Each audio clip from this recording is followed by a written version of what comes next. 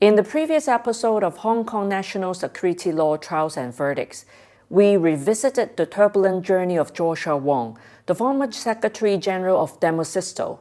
We look back at his role in the unofficial primary election case, in which he admitted to the charge of conspiracy to subvert state power. Wong was sentenced to 4 years and 8 months in prison. He also faces another charge, conspiracy to collude with foreign forces, a case that is now under judicial proceedings. In fact, within the unofficial primary election case, Joshua Wong belonged to the group that received comparatively lighter sentences. The principal figure behind it all was none other than Benny Tai, the former associate professor of law at the University of Hong Kong. Let us return to June 2019, the moment when opposition to the extradition bill sparked a wave of violence. Hong Kong plunged into months of chaos. Mobs filled the streets, intimidating dissenters, committing arson, and vandalizing property and shops.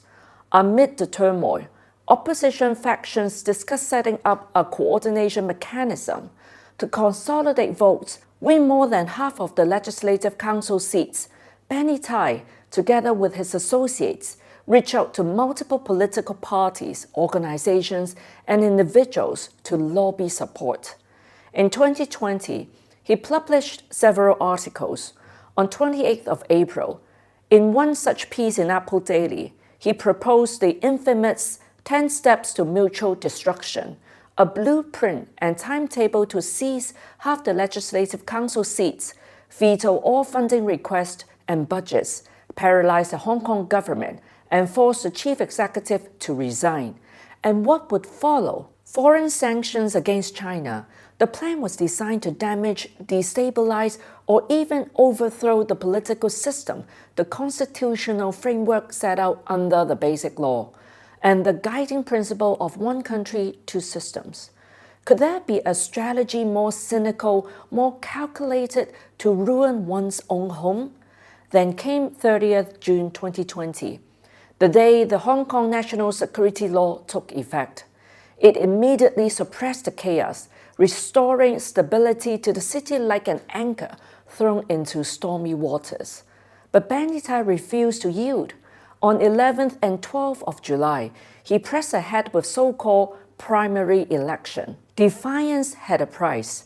In January 2021, Tai and 52 others were arrested, 47 of them accused of conspiracy to subvert state power.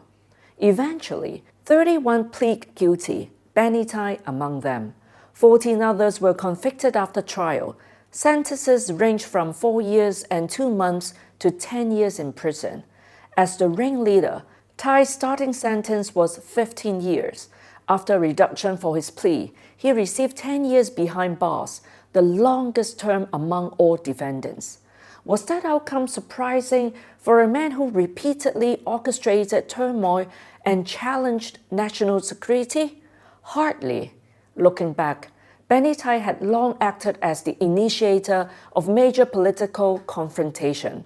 Since the beginning, his focus was clear: to exploit Hong Kong's electoral system to provoke confrontation. On 16th of January 2013, he wrote an article in Hong Kong Economic Journal proposing the plan known as Occupy Central. He called for limited, non-violent civil disobedience, occupying the city's central business district to demand so-called genuine universal suffrage. But was that ever about democracy or about dismantling order piece by piece? From that moment, society entered a period of sharp division. The Occupy Central tore at the city's social fabric, opening what many now view as Hong Kong's Pandora's box of political chaos. It was Benny Tai who planted the seeds for a decade of unrest. Worse still, he promoted the warped notion that achieving justice by violating the law, leading young people down a dangerous path of illegality, undermining the very foundations of Hong Kong's future. On the night of 26 September 2014, Joshua Wong, then convener of scholarism, called on students to charge into the forecourt of the government headquarters. In the early hours of 28 September, Benny Tai and the other two founders of Occupied Central, Chen Ki-man and Reverend Chu Yu-ming, declared the start of the occupation. Soon, roads in Admiralty, Causeway Bay, Mong Kok, and Tsim Sha Tsui were illegally occupied. Chaos was celebrated as courage. Disorder was paraded as democracy. But who, in the end, paid the price? The occupation lasted 79 days. By the 15th of December that year, it collapsed and ended in failure.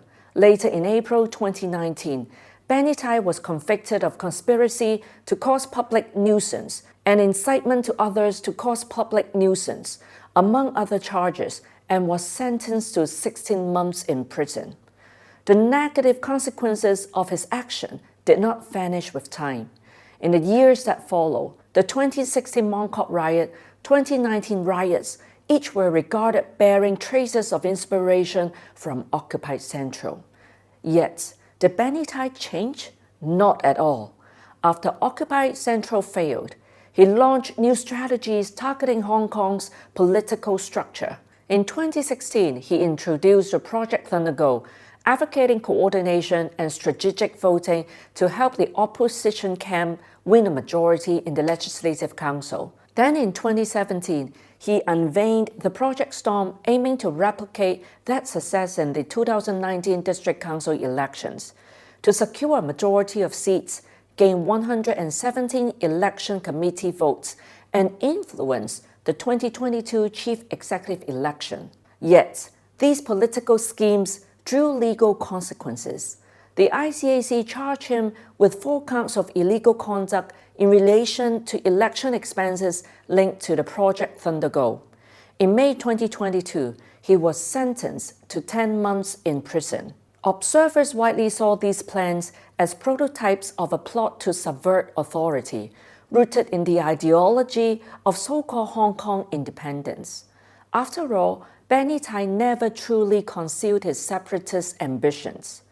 On 25th of March 2018, during a forum in Taipei, he publicly declared that China consists of different ethnic groups, including Hong Kong, and suggested that Hong Kong should consider what kind of relationship it should have in the future, even hinting that it could become an independent country, or a member of a federation, or part of a confederation like the European Union.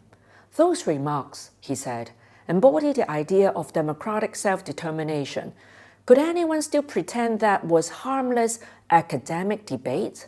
Such comments stripped away any remaining disguise. They laid bare his pro-independence inclinations and fueled the rise of separatist sentiment in Hong Kong, drawing widespread condemnation from across society. Then came his final reckoning. His defiant acts and repeated violations of the law left little sympathy behind. On 28th of July 2020, the Council of the University of Hong Kong voted overwhelmingly to dismiss Benny Tai with immediate effect. A scholar no more, but did he reflect? Did he repent? No. He stayed the same course of confrontation until the Hong Kong national security law eventually brought him to justice, sentencing him to a lengthy imprisonment. And so, one chapter closes. In our next episode, we turn to a very different story, that of Tong Yin Kit, the first person convicted under the Hong Kong national security law. Behind bars, he embarked on a journey of profound reflection and genuine remorse. What led him there, and what did he learn? Let's find out together in our next episode. Thank you for watching.